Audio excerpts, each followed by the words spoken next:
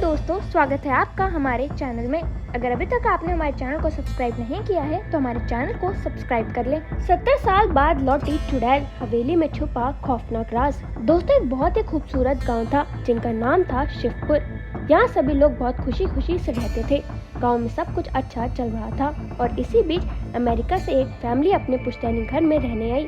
उस परिवार में पति राजू, पत्नी मीना और उनका छोटा बेटा सोनू था, जो अपनी हवेली में रहने आए थे। दोस्तों, उनके आते ही गांव वालों में खुशी की लहर दौड़ पड़ी, क्योंकि ये फैमिली कोई और नहीं बल्कि इसी गांव में रहने वाले एक पुराने जमींदार धर्म सिंह की थी और गांव वाले उनकी बहुत इज्जत करते थे। सब कुछ ठीक चल रहा था, लेकिन अचानक एक दिन सोनू की तबीयत बिगड़ने लगी। सभी को लगा कि शायद मौसम का असर है, लेकिन बात कुछ और ही थी। धीरे धीरे सोनू का चेहरा नीला पड़ने लगा था। दोस्तों, इसके बाद आन फान में राजू और मीना ने डॉक्टर को बुलाया, लेकिन डॉक्टर को कुछ समझ नहीं आया तो उसने पास के हॉस्पिटल में जांच कराने की सलाह दी।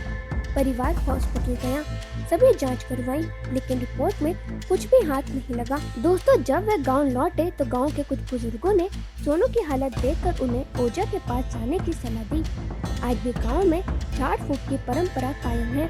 राजू और मीना अपने बेटे को लेकर गांव के पास वाली पहाड़ी पर रहने वाले बाबा रामदीन के पास पहुंचे, जो काली विद्या में माहिर माने जाते थे। दोस्तों, जैसे ही परिवार बाबा के आश्रम की सीढ़ियों तक पहुंचा, बाबा जोर जोर से चिल्लाने लगे, तू क्यों आई है? इतने सालों बाद भी तेरा बदला शांत नहीं हुआ। ये सुनकर सभी दहशत में आ गए। किसी को समझ नहीं आया कि बाबा को क्या हुआ है, जबकि अभी तक किसी ने उन्हें कुछ नहीं बताया था। लेकिन बाबा तो तंत्र विद्या में निपुण थे, उन्हें रूहानी ताकतों की पहचान थी। दोस्तों, सभी लोग आश्रम में दाखिल हुए, लेकिन बाबा ने सिर्फ सोनू को पास बुलाया। उसकी हालत बहुत खराब थी, आंखें लाल, शरीर नीला और बहुत तेज बुखार। बाबा रामदीन ने विभूति उड़ाकर उसके मुंह पर फेंकी। सोनू जमीन पर गिर गया और जोर जोर से हाथ पैर मारने लगा। तभी अचानक वह अपने पैरों की उंगलियों के बल खड़ा हो गया और खतरनाक औरत की आवाज में चिल्लाया, रामदीन, मैं तुझे नष्ट कर दूंगी। ये सुनकर राजू और मीना बुरी तरह डर गए। बाबा ने तुरंत एक मंत्र पढ़ा और किसी तरह बच्चे को काबू में किया। गांव वालों ने बाबा से पूछा, बाबा ये सब क्या है? ये बच्चा ऐसे क्यों कर रहा है? बाबा ने बताया, इस बच्चे के अंदर एक चुड़ैल की आत्मा घुस गई है, जिसका नाम था पारो। उसे 70 साल पहले चोरी के झूठे इल्जाम में इसे हवेली में जिंदा जला दिया गया था।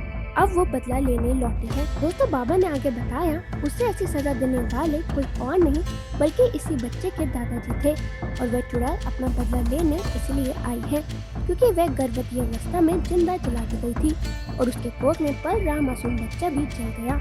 इसी वजह से वे इस वंश के सारे बच्चे को दर्दनाक मौत देना चाहती है ताकि उसका बदला पूरा हो सके। दोस्तों, ये सारी कहानी जानने के बाद उसके परिवार वाले बाबा के सामने गिड़गिड़ाने लगे और अपने बच्चे की जान की भूख मांगने लगे।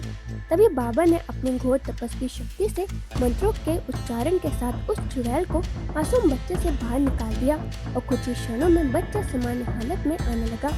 सभी को लगा कि सब कुछ हमेशा के लिए ठीक हो गया, लेकिन ये तो एक शुरुआत थी। दोस्तों, बच्चा ठीक हो गया था, लेकिन उसके शरीर पर अभी कुछ अजीब से निशान बने हुए थे, जैसे किसी ने उसे जलते हुए कोयले पर घसीटा हो।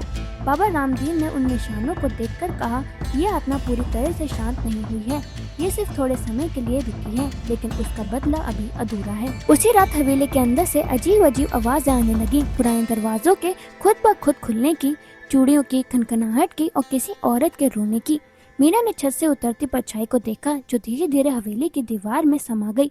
वो घबरा गई और राजू को उठाया, लेकिन जब तक वो कुछ समझ पाते कमरा ठंडा हो गया, जैसे बर्फ की परत जम गई हो। अगले दिन सुबह जब नौकरानी आई तो उसने देखा कि हवेली के पिछवाड़े की दीवार पर किसी ने कोयले से लिखा था, मेरा बच्चा कौन लौटाएगा। अब परिवार को समझ आ गया कि पारो की आत्मा को सिर्फ भगाना काफी नहीं, बल्कि उसका अधूरा इंसाफ और दर्द भी शांत करना होगा।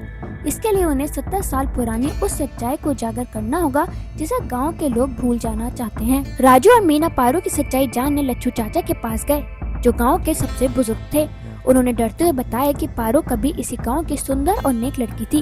राजू के दादा ने उसे हवेली में नौकरानी बनाकर बुलाया और जबरदस्ती की कोशिश की। जब पारो ने विरोध किया तो उस पर चोरी का झूठा आरोप लगाकर सबके सामने जिंदा जला दिया गया। मरते वक्त पारो ने बदला लेने की कसम खाई थी और अब वह लौट आई है। राजू और मीना को अब समझ आ गया था कि पारो की आत्मा तब तक भटकती रहेगी जब तक उसे इंसाफ नहीं मिलेगा। उन्होंने गांव वालों को इकट्ठा किया और हवेली के आंगन में एक छोटा सा स्मारक बनवाया, उसी जगह जहां पारो को जिंदा जलाया गया था।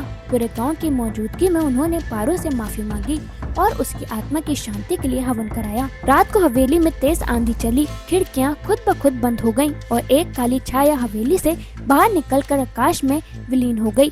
सोनू की तबीयत पूरी तरह ठीक हो गई। अगले दिन हवेली में एक अजीब सी शांति थी, जैसे वहाँ से कोई बहुत पुराना दर्द हमेशा के लिए चला गया हो। पारो अब आजाद थी और हवेली भी।